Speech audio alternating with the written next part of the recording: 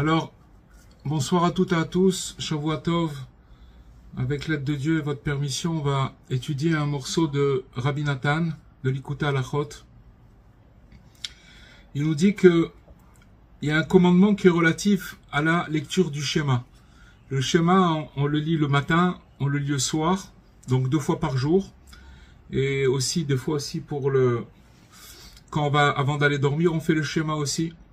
Et donc, en fait, la lecture du schéma, quand on dit écoute Israël, notre Dieu il est un, d'accord? Ça veut dire qu'en fait, c'est une croyance de dire que tout est dirigé par la volonté divine. Tout ce qui se passe autour de nous, pourquoi on est obligé, on le répète plusieurs fois par jour? Parce que c'est pour nous rappeler que tout est dirigé uniquement, seulement par la volonté divine. Et donc ça consiste essentiellement à drainer jusqu'à soi cette croyance. C'est-à-dire que quand maintenant on va faire ce passage de dire Shema Israël, Hashem Elokeinu, Hashem Echad, ça veut dire que Dieu il est un, alors ça va drainer en nous, en le disant, cette croyance qui est sainte, chaque jour de nouveau. On pourrait le faire 1 fois par semaine, on pourrait le faire 1 fois par mois, ou 2 fois par semaine, mais on nous a enjoint de le faire 2 fois par jour, le matin et le soir. Donc ça veut dire que c'est quelque chose qu'il faut renouveler sans arrêt, parce que l'esprit humain, il a tendance à s'évader et d'oublier complètement cette chose-là. Et en fait, c'est pour ça qu'il y a marqué dans le schéma que ces paroles, elles soient chaque jour nouvelles à tes yeux. C'est-à-dire que c'est quelque chose qui doit être tous les jours renouvelé, de savoir que tout est dirigé uniquement par la volonté divine. Peu importe ce qui se passe, peu importe ce qu'il peut avoir. Pourquoi c'est important de se rappeler que c'est la volonté divine? Parce que si on se rappelle pas que c'est la volonté divine, alors on tombe dans l'hérésie. C'est quoi l'hérésie? C'est-à-dire que on donne le pouvoir à des intermédiaires. D'accord? Quelqu'un il a glissé sur une peau de banane, que Dieu préserve, et il a chuté. Alors il va dire ah c'est à cause de la peau de banane, ou alors c'est à cause de la femme de ménage qui a pas nettoyé, et c'est à cause de ça que je me suis cassé la figure. Alors il peut donner plein de raisons, d'accord, plein de raisons. Et ça c'est un exemple bénin, mais ça veut dire que si vous voulez, notre vie elle est faite d'événements où on va être amené à chaque fois chercher des prétextes ou des intermédiaires pour expliquer les choses de notre vie. Alors qu'en fait, c'est tout est dirigé en fait uniquement par la volonté divine. Et maintenant, cette lecture du schéma, d'autre part, elle a aussi pour but d'attirer vers nous un désir sacré. C'est quoi ce désir? C'est en fait de lier nos pensées, notre cœur et notre esprit à cette volonté. Parce que plus une personne, elle va diriger son cœur, son esprit et sa volonté en sachant que tout est dirigé uniquement par la volonté divine, alors il va éviter beaucoup de problèmes. Ça veut dire quoi les problèmes? C'est des souffrances inutiles. Parce que même si quelqu'un, il traverse des difficultés, même des très grosses difficultés, s'il est branché à ça, qui se rappelle que tout est dirigé uniquement par la volonté divine, il va pouvoir passer son épreuve d'une manière où c'est sûr que c'est pas facile, mais il va la passer et il va amoindrir sa souffrance de beaucoup. C'est quelque chose il va même pouvoir sublimer sa souffrance. Et donc, à partir du moment où on va lier notre esprit à ce désir sacré, d'accord, notre cœur, notre esprit et notre volonté, afin que celle-ci, ainsi que nos profondes aspirations, et nos souhaits soient dirigés intensément et uniquement vers le but véritable et éternel.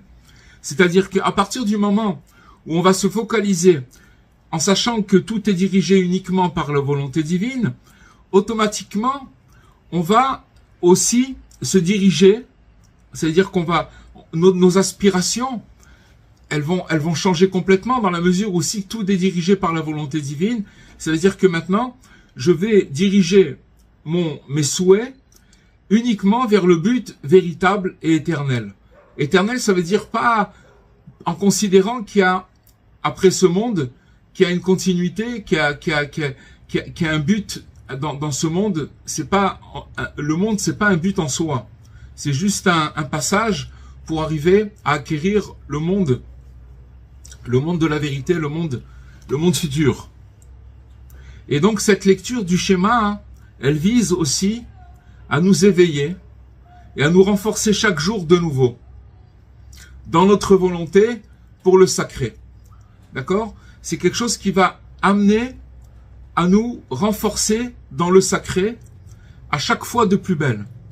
Donc c'est un processus très important et qui est en fait vital dans la mesure que quand on perd de vue cette direction, automatiquement on va tomber dans la souffrance, dans la mesure où, si vous voulez, on n'arrive pas à diriger notre croyance vers en fait que tout est dirigé par la volonté divine. Et maintenant, il nous dit, Rabbi Nathan, que même si on va traverser toutes sortes de situations, alors on ne doit aucunement être ébranlé dans cette volonté. Cette volonté de savoir que tout est dirigé uniquement par la volonté divine. On ne doit pas être ébranlé, on ne doit pas être distrait de cette volonté. C'est ça en fait le test. Le test, c'est quand on va passer par certains chemins, certaines situations dans la vie qui sont pas évidents. Alors il faut pas être ébranlé de se disperser de cette volonté, de savoir que tout est dirigé par la volonté divine. Et en fait, l'essentiel, c'est de croire que chaque jour, des choses entièrement nouvelles se produisent. Et donc, s'il y a des choses complètement nouvelles qui se produisent chaque jour, il faut donc patienter toujours et encore. Pourquoi? Parce que Dieu, si vous voulez, il renouvelle sa création chaque jour, chaque matin et chaque instant. Mais chaque jour, à partir du moment où le soleil il se lève, ça veut dire que c'est une nouvelle création. Et donc, s'il y a des nouvelles choses qui se produisent tous les jours, ça veut dire que maintenant, il faut être patient, il faut patienter encore jusqu'à ce qu'arrive le jour de notre délivrance. Chacun, il attend dans sa vie une délivrance. Des fois, c'est plusieurs choses, des fois, c'est un événement qui lui pèse et qu'il attend, que la personne, elle attend. Quand est-ce que je vais être délivré de cette chose-là? Une situation, un blocage. Et donc, ce qu'il nous dit ici, qu'à partir du moment où Dieu il renouvelle à chaque fois sa création, donc il faut toujours patienter, toujours, et jusqu'à qu'arrive notre délivrance. Pourquoi? Parce que Dieu, il fait germer de nouvelles délivrances chaque jour. C'est marqué dans la prière, Matzmiach Yeshua, c'est-à-dire que il fait germer tous les jours des nouvelles délivrances. Tout est nouveau. Tout est nouveau. C'est-à-dire qu'on va pas dire que hier, le problème c'est que comme on vit, on se renouvelle pas, alors on est branché sur une ligne continue et on croit que les choses, elles stagnent. Alors qu'à partir du moment où on se branche sur ce qui s'appelle Chidush HaOlam, c'est-à-dire sur le fait que Dieu il renouvelle sa création, et que quand il renouvelle ses créations, il y a toujours des choses nouvelles qui se passent, alors il y a aussi tous les jours, Dieu il fait germer de nouvelles délivrances, tous les jours. Comme il nous dit, à l'instar du jour qui se renouvelle. Comme on a dit tout à l'heure, ce jour-là il se renouvelle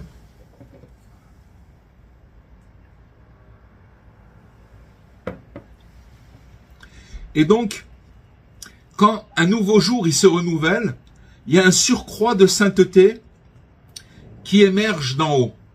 Ça, c'est extraordinaire. C'est un grand secret qui nous dit Rabbi Nathan.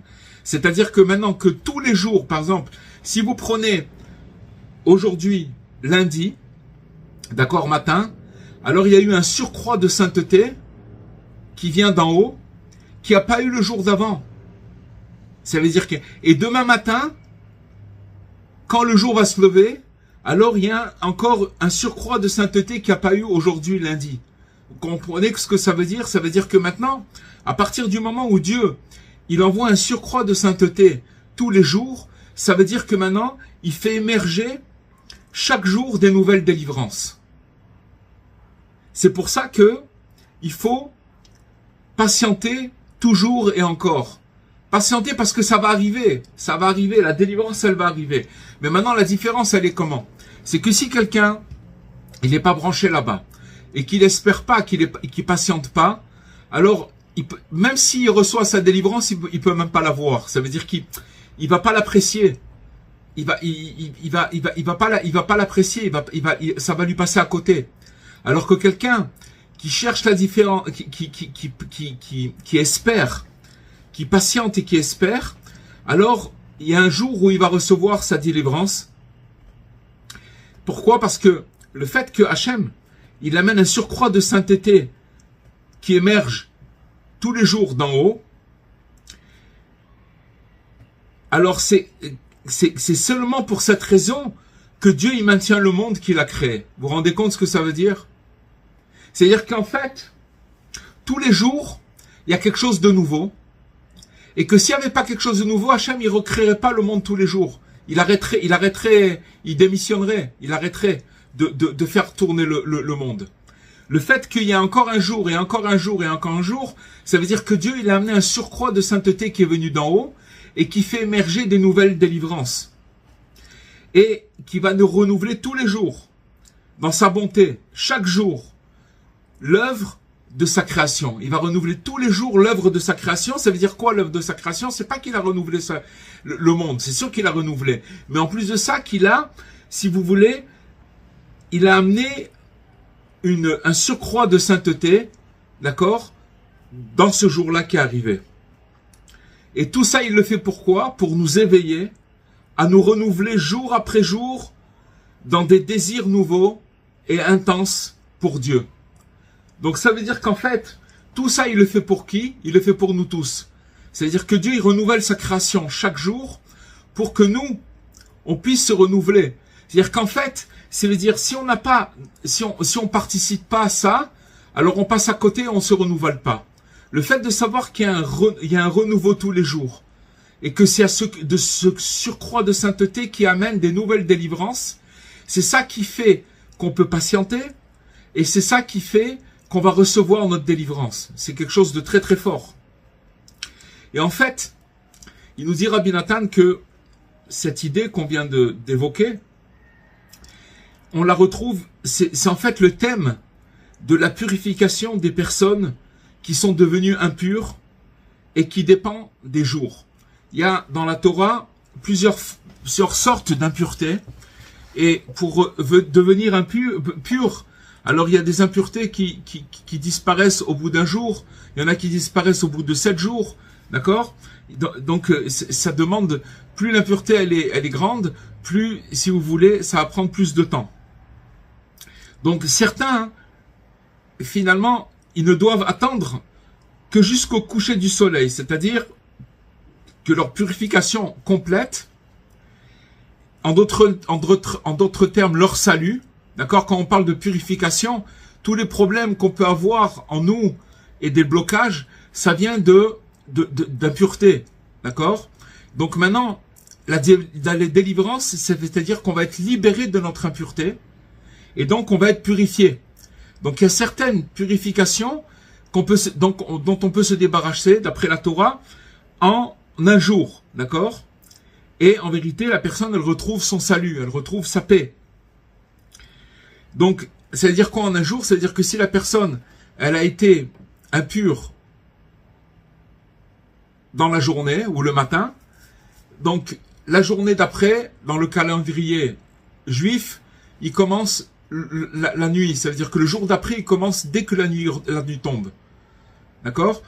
Alors, donc ça veut dire que une personne, elle va être impure, et le soir, elle va trouver sa pureté. C'est-à-dire que dès que on va fixer le début du nouveau jour, à partir de la tombée de la nuit. D'accord? C'est comme ça que ça se passe. Pour d'autres personnes, ça va être 7 jours qui vont être nécessaires pour se purifier. Et de même, quand le peuple d'Israël, il est sorti d'Égypte, alors il va compter 7 semaines entières.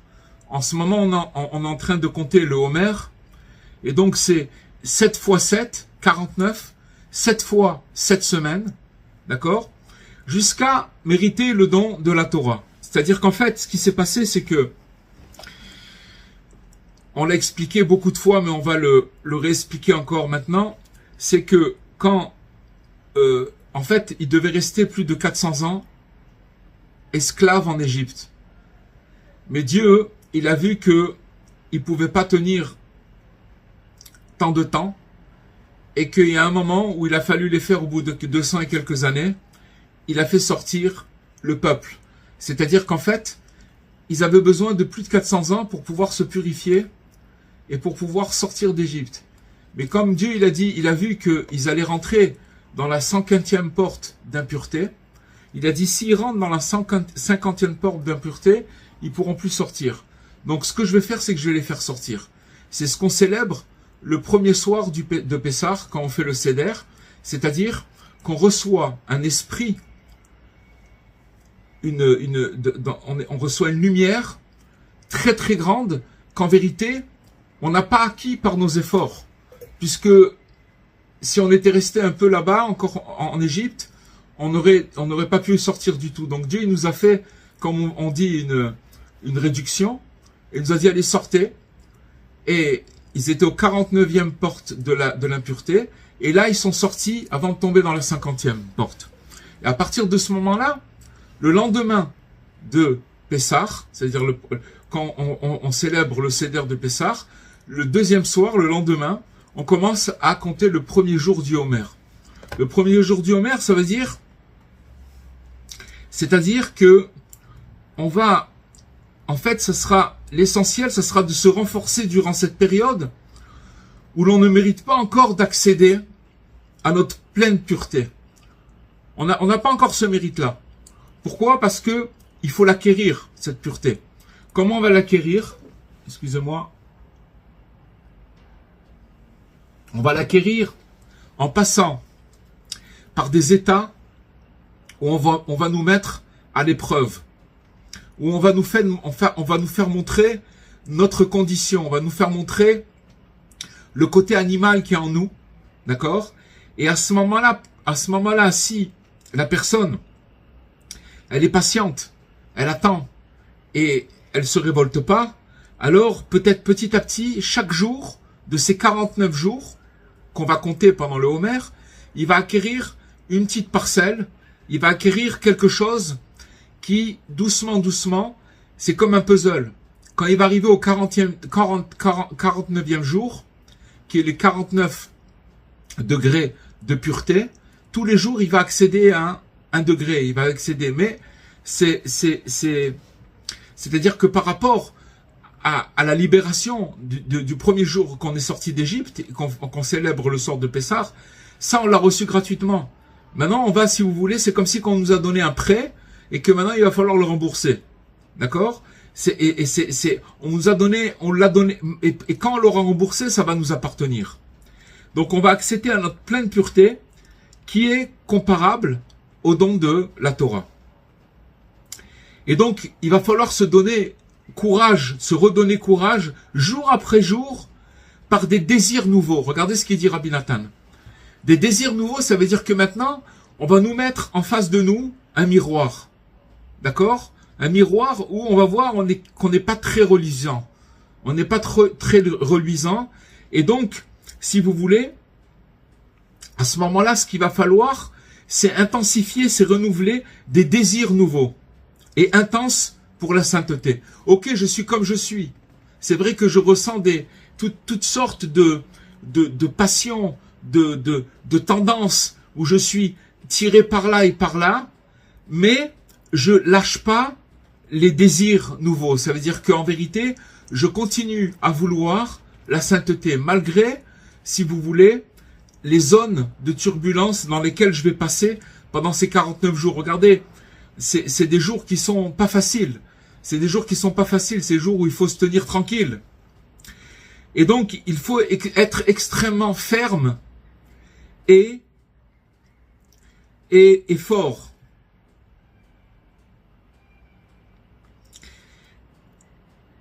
Et donc, quelles que soient les chutes du moment, il faut pas lâcher les désirs. Regardez ce qu'il dit Rabban. Les désirs, c'est les kissoufim, c'est les languissements. Les désirs. Malgré tout, je veux la sainteté, je veux me rapprocher de Dieu. Et donc, jusqu'au moment où on va parvenir au jour de notre délivrance, et on atteindra la pureté intégrale. Bien sûr, ce schéma, il est dit, si vous voulez, pour on a parlé, si vous voulez, de la sortie d'Égypte et des 49 portes, des 49 jours qu'on va compter jusqu'au 50e jour où c'est le don de la Torah. Mais si vous voulez, ce schéma, il se retrouve tout au long de la vie d'une personne.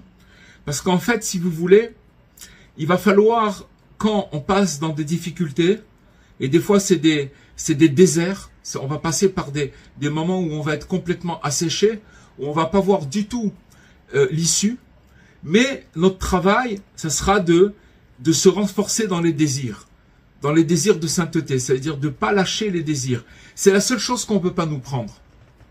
C'est comme, je l'avais dit déjà une fois, dans les camps de la mort. Alors, il y avait des jeunes chassidim, des jeunes chassidim de 15-16 ans, et on les mettait devant des fosses, des jeunes et des moins jeunes, mais c'est relaté sur des jeunes qui avaient 15, 16, 17 ans, et on les mettait tout nus devant une fosse, et on les fusillait. Et ils disaient, ces jeunes-là, on peut nous enlever la vie, mais on nous enlèvera jamais notre âme. Le désir de nous rapprocher de Dieu, ça on peut pas nous l'enlever. Et qu'est-ce qu'ils faisaient? Ils faisaient une ronde, ils dansaient avant qu'on les fusille. Et ils mouraient en se sacrifiant pour Dieu. C'est-à-dire que c'est des âmes qui allaient directement, qui montaient tout de suite au ciel et au paradis, ça c'est sûr.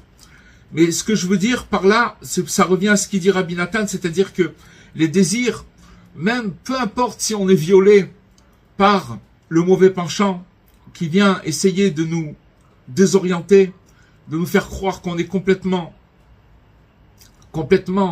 à côté de la plaque, mais il faut pas une seule seconde s'arrêter de croire, d'être fort, ferme et fort dans les désirs qui sont nouveaux, d'amener des nouveaux désirs, sans arrêt. Et donc, il nous dit que grâce à ça, on va arriver à notre délivrance et on finira par atteindre la pureté intégrale. Ça, c'est une certitude.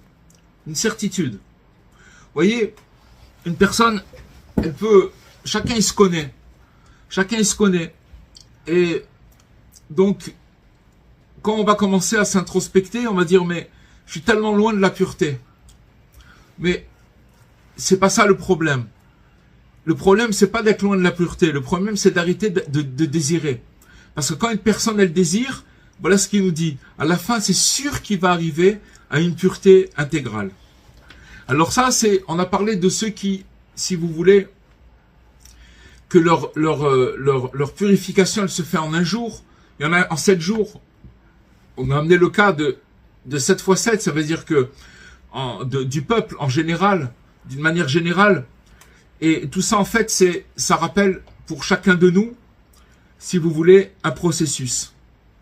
Un processus de la vie que, finalement, il faut pas arrêter de désirer le bien et surtout pas se décourager, de garder cette envie, ce vouloir.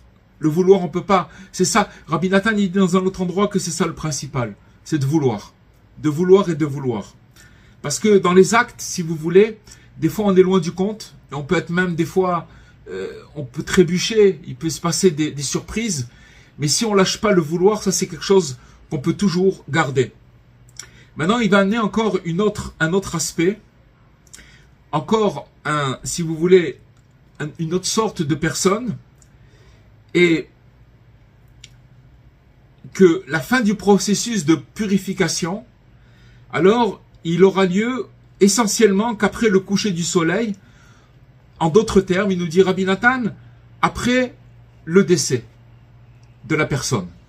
C'est-à-dire qu'en fait, comme il indique le verset, au coucher du soleil, il sera pur. D'accord? Ça parle de le fait que la personne ne soit pas, elle est impure et sa purification. Donc au coucher du soleil, elle sera pure. Mais Rabbi Nathan, il explique qu'est-ce que ça veut dire. Ça veut dire qu'en vérité, une personne, et donc à la fin, quand il va se pur, il pourra goûter aux offrandes saintes. C'est quoi les offrandes saintes? C'est sa part dans le monde à venir qu'il recevra dès le coucher du soleil, ça veut dire dès qu'il va quitter ce monde. Et donc, il n'aura pas besoin de revenir dans ce monde, il n'aura pas besoin d'être réincarné. Pourquoi? Parce que, finalement, cette personne, ce qu'il a enduré dans sa vie, et que la personne, si vous voulez, elle a fait des efforts toute sa vie, et elle a pataugé dans la boue, en fait, en quelque sorte. Mais la différence, c'est que elle a pataugé dans la boue, c'était pas très reluisant, mais il a jamais lâché le désir. C'est-à-dire qu'il est resté tout le temps branché, et il s'est jamais découragé de vouloir se purifier. Et il y a certaines personnes que cette purification, le fait qu'ils n'ont pas lâché la purification, cette purification va se faire quand leur âme va quitter leur corps. C'est à ce moment-là qu'ils vont être complètement purifiés. C'est pour ça que le désespoir n'existe pas. C'est pour ça qu'il ne faut pas regarder où c'est qu'on est, qu'est-ce qui se passe avec nous, comment on est, comment on n'est pas. On a une très très très mauvaise, si vous voulez, on a un très mauvais jugement sur nous-mêmes. On connaît pas, on sait pas comment les choses elles marchent. Et ici, Rabbi Nathan nous explique que finalement, qu'il y a aussi cet aspect où la personne, elle peut ramer, elle peut faire de grands efforts pendant toute sa vie et elle n'a pas vu trop de résultats. C'était même pas très, mais seulement, elle n'a pas lâché le vouloir. Malgré tout, elle a continué à vouloir de se purifier. Oui, se purifier malgré qu'elle n'était pas pure. Et il nous dit ici que cette personne-là, quand elle partira, c'est là où elle sera complètement pure.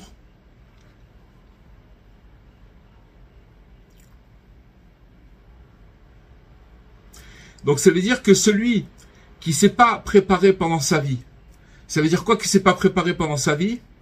C'est-à-dire que il a pas fait des efforts de susciter en lui des volontés sacrées. Regardez combien c'est important. Regardez combien c'est primordial.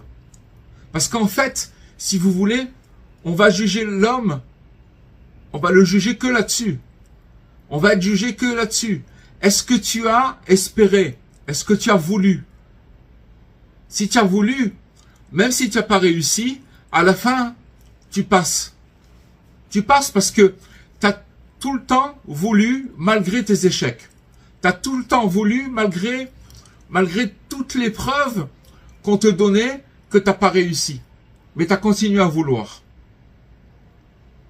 Donc celui qui a fait l'effort de susciter en lui des volontés sacrées, jour après jour, et donc au dernier jour de sa vie, de notre vie, tout le bien qu'on a pu saisir en ce monde, ainsi que chaque désir positif que nous avons éprouvé chaque jour tout au long de notre vie. Donc ça veut dire que maintenant, c'est vrai que cette personne, c'est nous tous en fait, c'est nous tous. C'est que, si vous voulez, on a attrapé le bien qu'on a attrapé, ça c'est comme on dit dans la boîte, d'accord? Et que tout maintenant, on a tout le bien qu'on a pu saisir dans ce monde, et que tous les désirs positifs que nous avons éprouvés chaque jour, tout au long de notre vie. C'est quoi des désirs positifs qu'on a éprouvés chaque jour tout au long de notre vie? Ça veut dire quoi?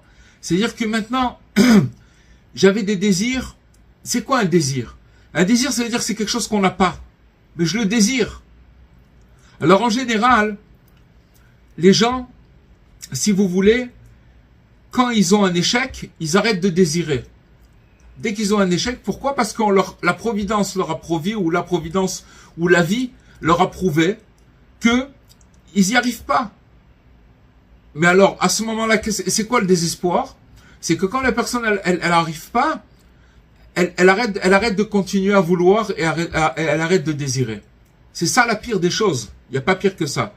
Et là, il nous dit Rabbi Nathan que tout le bien qu'il aura pu acquérir dans ce monde, des actions à droite, à gauche, tout ce qu'il aurait pu faire, et que tous les désirs qu'il a pu positifs, les désirs positifs qu'il a pu éprouver tout au long de sa vie, qu'est-ce qu'ils vont faire au moment où il va quitter ce monde?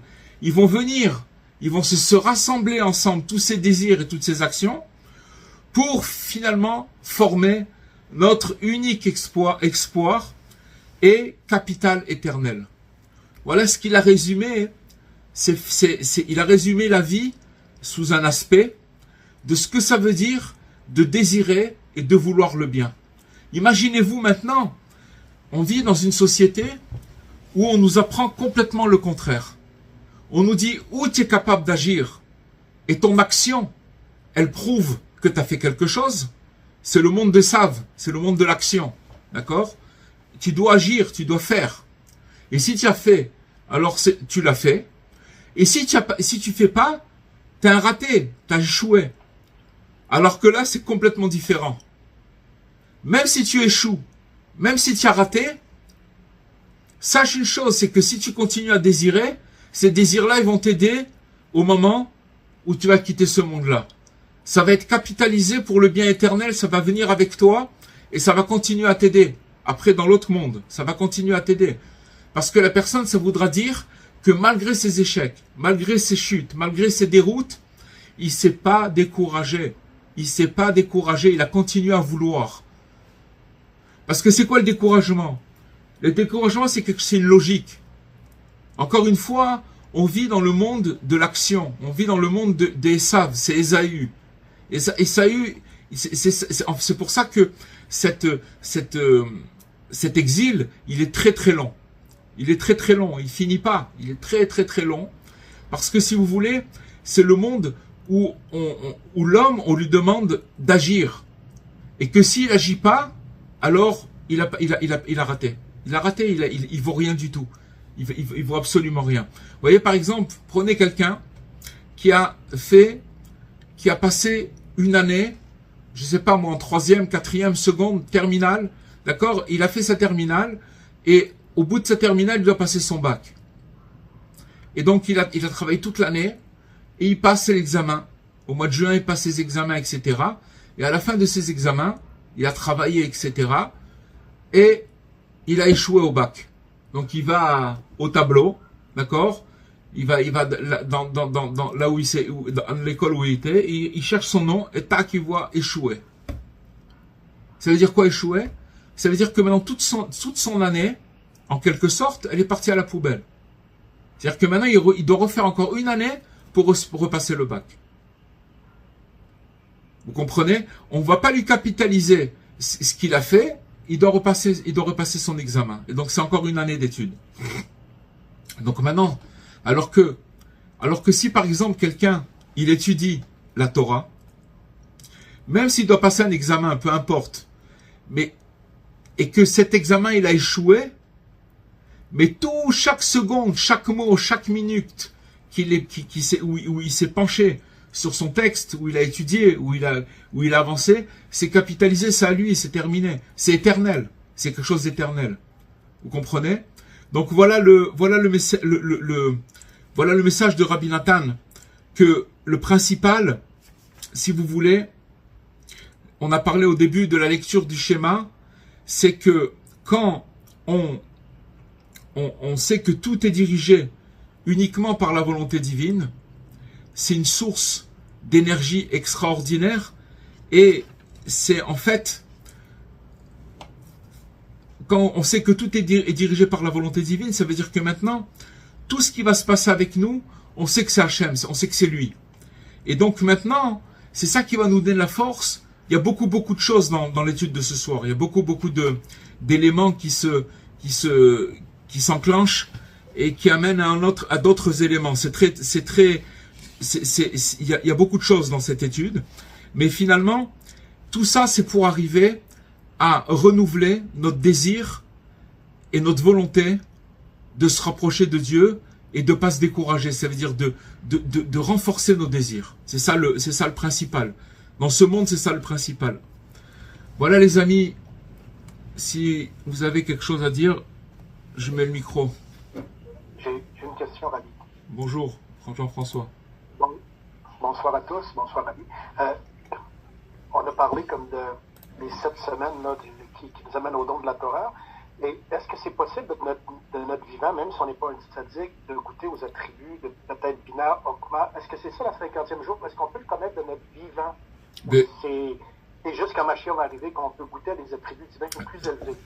C'est un processus que si vous voulez chaque année qu'on retrouve à cette période-là, mais en vérité, c'est un schéma qu'on va retrouver aussi dans notre vie de tous les jours et toute l'année. Parce que finalement, on va se retrouver confronté à des situations où, comme on a dit tout à l'heure, c'est pas reluisant. Mais, on va dire, je patiente. Je patiente et je renouvelle mon désir sacré. Ça veut dire que je perds pas espoir, je continue à vouloir. Même si j'y arrive pas, au moins je veux. Alors cette chose-là, c'est sûr que ça nous fait montrer, c'est ça qui nous fait monter dans le degré d'après. Parce que si on reste avec, si vous voulez, le miroir qu'on a de nous, et qu'on reste là-bas, on arrête d'avancer. Si vous voulez, on se décourage, on se dit, ben non, si c'est ça, si je suis comme ça, j'accepte pas. Or, la sortie d'Égypte, on nous a donné, le soir de la sortie, cette conscience extraordinaire, divine, qui était, mais seulement, on n'avait pas la capacité de l'avoir, elle était pas, on l'a pas acquise encore. Et maintenant, hein, quand on va compter les 49 jours, alors on va se retrouver confronté, si vous voulez, à chaque jour, à une purification. Purification, ça veut dire que pour enlever une impureté, c'est pas des fois quelque chose qui est agréable. C'est-à-dire qu'on passe par des étapes qui vont intérieures, émotionnelles, qui vont nous mettre mal à l'aise, et que finalement, si à ce moment-là, on reste tranquille, on se calme, on accepte, on se décourage pas et on continue à vouloir, tac, on monte à l'étape suivante. Donc, ce schéma des 49 jours qui se retrouve chaque année, c'est en fait le schéma à grande échelle d'une vie entière. Parce que finalement, c'est de se retrouver dans une situation qui est pas confortable et malgré tout de continuer à désirer. Comprenez? Mais est-ce que c'est possible, au-delà de l'espérance d'un jour, de le vivre et de le goûter quand même? Mais c'est ça qui nous permet de le goûter un jour. Parce que finalement, si dans ce monde-là, on a fait ce processus, c'est-à-dire de chaque fois rester à sa place, ça veut dire ne pas craquer et de continuer à désirer, et qu'on s'entraîne à cette chose-là, ce processus, alors comme il nous a dit tout à l'heure, quand une personne elle va quitter ce monde-là, tout de suite elle va goûter aux délices, parce que elle s'est jamais découragée malgré son état. Malgré son état. C'est ça tout le test, finalement. C'est ça tout le test. C'est malgré son état, il continue à désirer. À la fin, il promet qu'on arrivera à une pureté intégrale. Ça, c'est sûr. Donc, c'est sûr qu'on va y goûter. Et il y a autre chose aussi. C'est que le fait que la personne, elle est dans ce processus, il y a des fois où elle a des révélations, il y a des fois où oui, elle sent une certaine pureté, une certaine chose, sachant qu'elle croit pas qu'elle est arrivée, mais bon, on va lui donner une accalmie, on va lui donner un truc où il va sortir quelque chose. Il va sentir quelque chose. Donc voilà, c'est ça le processus. Amen. Merci beaucoup pour tous vos cours. Avec plaisir. Merci pour ce que vous faites. En fait, Rav, c'est notre volonté notre volonté de vouloir qui va nous en sortir. Oui. Ce qui compte, c'est pas l'acte, c'est la volonté qui nous pousse à aller toujours de l'avant malgré les échecs, malgré les chutes. Attention, quand on dit la volonté, c'est pas la volonté de l'action. Vous comprenez ce que ça veut dire? C'est-à-dire que, si vous voulez, et des fois on dit la volonté, dit si tu veux, alors tu peux. Vous comprenez? C'est pas toujours vrai. Parce que des fois, on peut rien faire. Non seulement on peut rien faire, on est bloqué, on peut pas bouger. Mais ce qu'il nous dit Rabbi Nathan, c'est de renouveler son désir, sa volonté, même si on n'y arrive pas, mais d'être là-bas. Imaginez-vous quelqu'un. Imaginez-vous quelqu'un qui est coincé dans une pièce, il peut pas sortir. Quelqu'un qui est dans une impasse voilà, dans sa vie. Voilà. C'est pas dans ses mains, mais il veut. Il veut. Déjà de savoir que c'est pas dans ses mains, c'est déjà quelque chose de très très grand. C'est déjà quelque chose de grand. Mais il veut malgré tout, il lâche pas le vouloir. Alors cette personne-là, c'est sûr, certain, qu'il va arriver à une pureté intégrale et que c'est sûr qu'il va sortir de tous les. Le truc, c'est qu'il faut pas lâcher le vouloir. Alors que. On peut prendre un exemple qui nous concerne tous, qui est un exemple de la vie de tous les jours. Par exemple, la difficulté à se concentrer dans la tfila. Ouais. On veut, mais chaque jour on refait sa tfila et on est loin du compte. On se dit, voilà, c'était nul, quoi. Mais je vais vous dire une chose, il donne un conseil, Rabbi. C'est tout ce que j'aurais voulu faire et j'ai pas fait mieux que. Rabbi Nachman, il donne un conseil extraordinaire pour la tfila. Vous faites bien de le souligner. Il dit que faire la tfila avec concentration, c'est pas possible, toute la prière. Par contre, de prendre un morceau de la prière, même quelques lignes, et de se concentrer sur ces quelques mots, ça c'est possible. Ou c'est ces quelques phrases. Donc ce qu'il faut s'habituer, c'est toujours la même chose. Prendre les choses dans son ensemble, c'est inaccessible. Non, c'est trop. Non, c'est inaccessible. Alors par contre, faire un petit peu, et sachez une chose, c'est qu'une personne qui s'habitue à voir les choses pareilles, comme ça, de prendre par exemple, je sais pas moi, quelqu'un qui fait par exemple des psaumes, et qui va que se concentrer sur quelques versets des psaumes, il va se concentrer même sur un verset. Vous allez voir la puissance, la puissance où la personne elle peut se retrouver. Parce que sachez une chose, c'est que de faire une prière, petite prière, un petit verset, un petit morceau avec concentration, ça propulse la personne dans des sphères extraordinaires. Donc maintenant, il ne faut pas regarder les choses dans son ensemble. Il faut se concentrer sur un petit morceau. Et c'est ça la chose. Vous comprenez? Peut-être ce que vous dites, c'est un modèle pour toute notre vie, que dans notre vie, même si on voit qu'on fait beaucoup, ça ne va pas dans beaucoup de choses, se concentrer sur du positif et essayer comme ça d'aller de l'avant. C'est se concentrer, en fait, je vais vous dire, c'est plus... que vous donnez pour tout, quoi. En fait, c'est exactement ça, mais ça va encore plus loin, parce que là, il nous dit qu'une personne, elle n'arrive pas. Elle n'y arrive pas. Et malgré tout, elle continue à désirer. Donc elle n'arrive pas, et imaginez-vous ce qu'il dit, c'est que sa réparation, sa pureté intégrale, il va la recevoir quand il va quitter ce monde-là. Le principal, c'est de rester, de s'attacher au vouloir. Donc c'est encore plus fort, parce que ça veut dire que maintenant, tu n'y arrives pas, mais tu continues à vouloir. Alors qu'une personne, là où on se fait avoir, c'est que si elle n'arrive pas à agir, elle est découragée. Parce qu'elle croit qu'il faut agir. Mais des fois, on peut pas agir. Des fois, ça marche pas. Et des fois, ça peut ne pas marcher beaucoup de temps. Des fois, ça peut ne pas marcher. Il y a des fois des petites montées, des trucs. Mais la personne, dans l'ensemble, c'est pas reluisant. C'est pas grave. Cherche pas à voir ça. C'est encore pire parce que des fois, on croit qu'on peut agir et c'est un leurre total. On agit complètement. Alors, par contre, une chose qu'on peut pas nous enlever, c'est le vouloir. Ça, le vouloir, c'est pas possible. On nous l'enlève pas. Alors, il faut continuer à vouloir. Et c'est sûr que la personne, elle va sortir de tous ses problèmes, de toutes ses difficultés. Seulement, c'est... Voilà.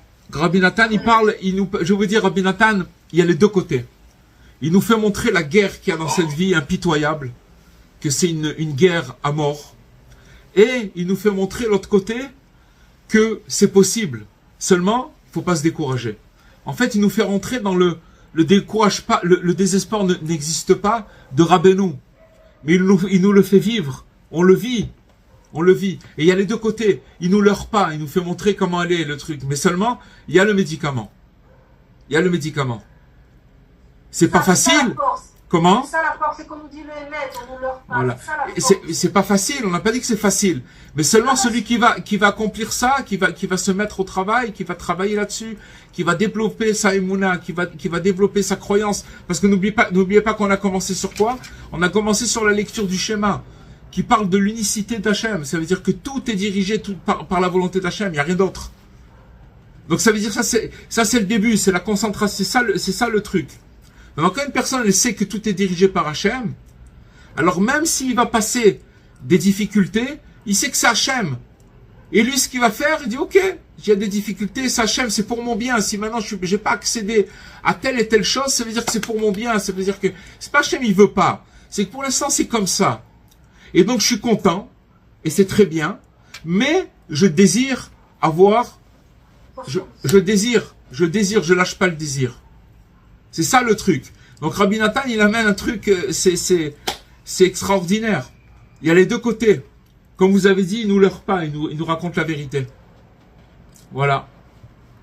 Mais, excusez-moi, mais c'est aussi difficile de combattre le Yetzer Hara, qui est aussi un ange, et qui nous dit, bon, bah voilà, t'as travaillé, tu désires, t'as pas.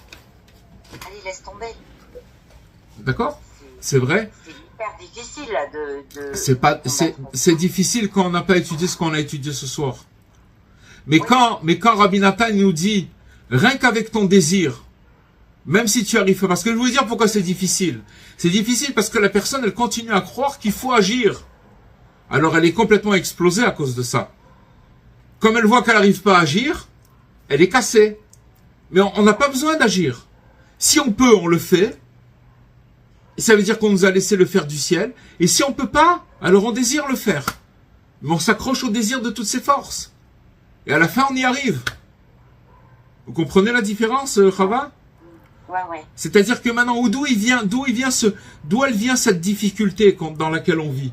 Elle vient du fait que on veut agir. Qu'on veut agir. C'est pour ça qu'on souffre, c'est pour ça que c'est difficile. Mais si une personne, elle veut pas agir, elle veut agir, c'est sûr qu'on veut tous agir, on veut faire des choses. Mais il y a des fois, on peut pas. Il y a des fois, au contraire, si vous prenez la vie, il a été très loin, Rabbi Nathan. Il nous explique que la purification d'une personne, des fois, c'est toute une vie. Ça veut dire que, mais, comme elle dit, voilà, l'agissement, il épuise. C'est exactement ça. C'est-à-dire que maintenant, on veut agir, c'est épuisant. Parce qu'on nous fait croire qu'il faut agir. On doit faire des choses. C'est sûr qu'on doit faire des choses. Mais, on doit accepter aussi des choses dans lesquelles on est bloqué. Ça ne veut pas dire qu'il faut rester là-bas. Comment on les débloque? En renforçant notre vouloir, notre désir. C'est tout. C'est tout. Excusez-moi, bonsoir Raphaël. Bonsoir. Pour faire le pont, il y a 20 ans, je suis tombé sur un livre que vous connaissez bien, Le Chant nouveau de Rav Besançon. Et il parle beaucoup du fait de dire le nom du tzaddik et de parler dans le nom aussi. Mais j'ai toujours du mal à comprendre pourquoi on a peur, on est un peu timoré chez les Breslevers, de dire la puissance qu'on peut avoir, notamment par rapport aux épreuves les petites épreuves qu'on a tous les jours, de chanter, de dire le nom du tzaddik qui nous permet justement de lutter efficacement contre tous ces états un petit peu déprimants ou ce manque de volonté. Pourquoi est-ce qu'on n'en parle pas systématiquement? Moi, je sais que depuis un an ou deux, où je me mets sérieusement, chaque fois que j'ai ces petits états d'âme, à dire le nom de Rabbi Nachman en chantant, j'arrive à dépasser beaucoup de situations. Bien sûr. Quel est votre sentiment par rapport à ça? Je vais vous dire une chose. On a du mal effectivement à dire, voilà, il y en a qui sont partagés, Rabbi Franck en parle jamais, d'ailleurs je ne sais pas compris pourquoi. Et vous en parlez, Rav Besançon en parle. Alors, est-ce qu'il y a deux écoles? Non, il n'y a pas deux écoles. Il n'y a pas deux écoles. Je vais vous dire une chose. Il n'y a pas deux écoles. D'abord, une chose, de dire le nom du tzaddik, ça c'est marqué de dire le nom des tzaddikim. D'accord? D'abord, il faut savoir une chose. C'est quoi un nom? Ça veut dire quoi un nom? Un nom, c'est un programme. C'est des lettres. D'accord? Si par exemple, vous prenez le nom de Asher, Aleph, Shin, Resh, d'accord, ou Eli, ou n'importe quoi, n'importe quel nom en hébreu, il est composé de lettres. Ces lettres-là, c'est des programmes. Maintenant, les tzadikim, les justes, qu'est-ce qu'ils ont fait? Ils ont rempli leurs lettres. Par leurs bonnes actions, par tout ce qu'ils ont fait dans leur vie, ils ont fini par remplir leurs lettres. Et donc, quand on va citer, prononcer le nom de ces justes, d'après leur programme, d'après ce qu'ils ont fait dans ce monde, on va attirer vers nous leurs bonnes actions. C'est-à-dire que maintenant, Rabbi Nathan, il explique quelque chose d'extraordinaire. Il dit que quand on va mentionner le nom d'un juste, alors ce juste-là, il va venir, il va prendre la personne, il va l'envelopper, comme une maman qui prend son petit bébé dans ses bras. Et ça va calmer la personne. Maintenant, il faut savoir que le nom de Rabbi Nachman, Nachman, ça veut dire consolateur. Donc maintenant, là on rentre déjà on est vraiment plus dans vous avez posé la question, monsieur Charbit, et le consolateur, si maintenant vous prenez les noms de Rabbi Nachman, et que vous le décomposez, Nachman, Meuman, ça veut dire qu'en fait, c'est un schéma où il faut toujours recommencer. Il faut toujours recommencer. Il y a une lettre, deux lettres, trois lettres, quatre, qui sont en vérité en correspondance avec le nom de Dieu, Yud Ke Vav Ke. D'accord? Ça veut dire que l'attribut Yud Ke Vav Ke, ça veut dire que Yud, Yud Ke Vav, Yud Ke Vav Ke. Vous comprenez ce que je veux dire, monsieur Charbit? Oui, non, j'entends avec beaucoup d'intérêt. J'essaye de comprendre, mais Alors, non, ce que je veux dire qu'en fait, il faut savoir que le nom du tzaddik, il est collé au nom de Dieu. Seulement, si vous voulez, le tzaddik, c'est quelqu'un qui est devenu, par ses actions, il a sublimé comment dirais-je, la matérialité, il l'a sublimé, il a poussé toutes les limites, et il a rempli ses lettres. Donc Nachman, il est arrivé au summum de la consolation. Et donc maintenant, quand on va dire le nom du tzaddik, de Nachman, d'accord, on va recevoir un flux de consolation qui va venir vers nous. Entre parenthèses, je vais vous dire une chose. Si vous prenez les grands-mères marocaines, ou même tunisiennes, mais beaucoup au Maroc, parce qu'ils ont gardé cette tradition, ils savaient très très bien que, par exemple, quand ils avaient un problème, un danger, ils disaient Rabbi Meir Baalanes, et il y avait un miracle tout de suite. Pourquoi il y avait le miracle tout de suite? Parce que c'était des femmes qui étaient tellement convaincues de la force du tzaddik, même après son départ, qu'il était là pour les secourir. Rabbi Shimon Bar Yochai, entre parenthèses, vous vous rappelez quand il y avait, à l'époque, dans les années 90, que Saddam Hussein, il envoyait des Scuds en Israël. C'était une période difficile. Et à Bnei Brak, il n'y a pas un seul Scud qui est arrivé là-bas. Alors Rav Besançon, que Dieu lui donne la santé, il a dit une chose extraordinaire. Il a dit en vérité, toutes les rues de Bnei Brak, c'est Rabbi Akiva, c'est Rabbi Tarfon, c'est Rabbi Meir, c'est que des noms de tzadikim. Et comme les gens là-bas, toute la journée, ils disent, voilà, je suis au 21 Rabbi Akiva, l'autre il est chez Rabbi Tarfon. Ils sont dans des rues, ils correspondent ensemble. Donc toute la journée, ils disent des noms des tzadikim. Et donc voilà, ils sont protégés. Et en fait, Rabbi Nathan, il dit que le fait de prononcer les noms des tzadikim, ça change la nature. Ça veut dire qu'on rentre dans le monde des miracles. Bon voilà, vous avez parlé maintenant de quelque chose où vous avez amené votre expérience. Il faudrait peut-être qu'un jour on fasse un cours sur ça. Oui, Rav, je vous encourage vivement et je me demande de faire un cours là-dessus parce que Rav Besançon cite l'expérience qu'il y a eu qu'une dame qui avait une addiction à la cigarette Ouais. Il le dit dans Renouveau, où cette dame a réussi à être chômeur de Shabbat au niveau de la cigarette et à se sevrer de la cigarette à ce niveau-là. Donc on voit les miracles, effectivement. Bien sûr, bien sûr, bien sûr. De ce que ça apporte, et les gens ne le savent pas assez, que effectivement par rapport aux épreuves, des petites épreuves qu'on a tous les jours, on peut carrément changer, carrément, je veux dire, d'un état à l'autre en chantant le nom du Tzaddik. Complètement, complètement. À faire un cours là-dessus. Bezrat Hashem. S'il vous plaît, parce que c'est effectivement quelque chose qui servirait pour vraiment, je pense, tout le monde. Voilà. Alors, Rabbi Cohen, excusez-moi, c'est Dora. Bonsoir. Si j'ai bien compris ce que vous venez de dire, si on est en difficulté, on dit par le mérite de, et on nomme un tzaddik, et ça va mieux.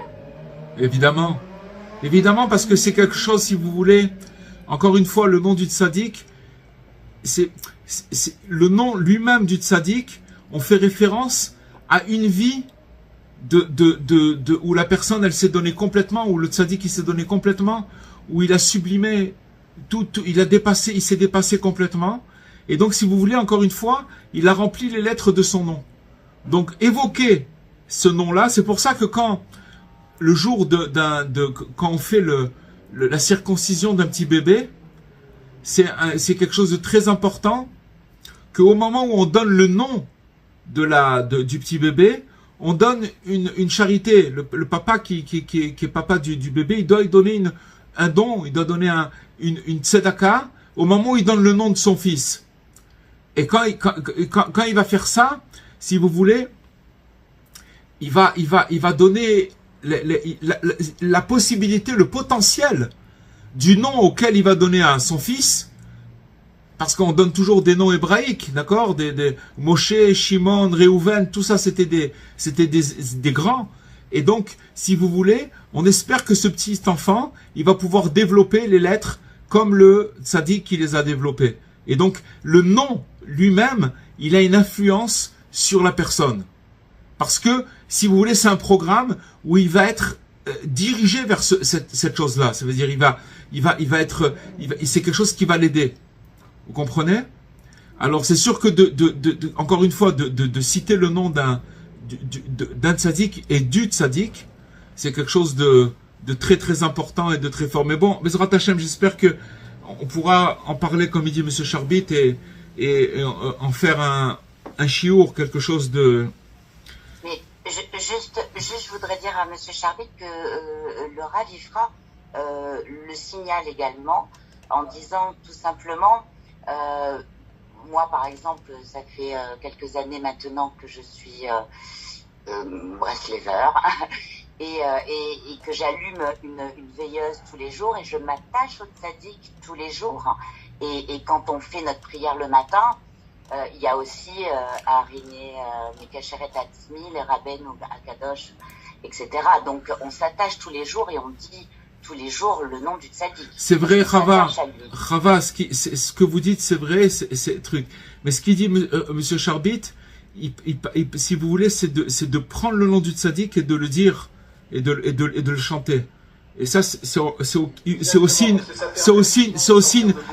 rejoint ce que vous dites, mais c'est encore une autre dimension. Mais c'est voilà, bon Hachem, on avance, on parle. Mais il n'y a pas deux écoles, Monsieur Charbit, bon Hachem. Il n'y a pas deux écoles.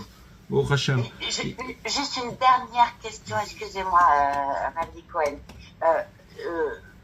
Il y a beaucoup de gens, et bon, c'est vrai, maintenant, ça fait quand même 4 ans, je n'arrive pas à lire les Teilim, ou du moins à les ressentir en hébreu. Pourtant, je le lis maintenant, je lis l'hébreu, il n'y a pas de souci. Dites-le en français. Voilà, mais enfin, alors... Est-ce que ça monte aussi bien? Mais bien sûr que ça monte aussi bien. Mais bien sûr, évidemment que oui. Vous les faites, c'est votre langue maternelle. Vous sentez plus. Ce qui monte, Chava, c'est que quand on met son cœur dans un truc, on se retrouve dans le texte. C'est ça qui monte. C'est ça qui fait monter.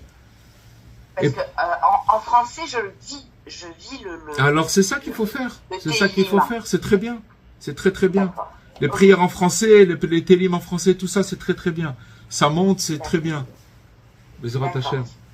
Ok. Alors voilà, voilà les amis. Bezrat Hashem. Merci beaucoup. Bezrat Hashem, qu'Hachem il vous bénisse, qu'il vous donne une très belle semaine, une grande bracha, et l'attachement au tzaddik, dire son nom, Amen, amen. et renforcer nos désirs, Bezrat Hashem pour le bien, et Bezrat Hashem, je vous dis à très très bientôt. À bientôt, bracha, be'atzlacha, au revoir.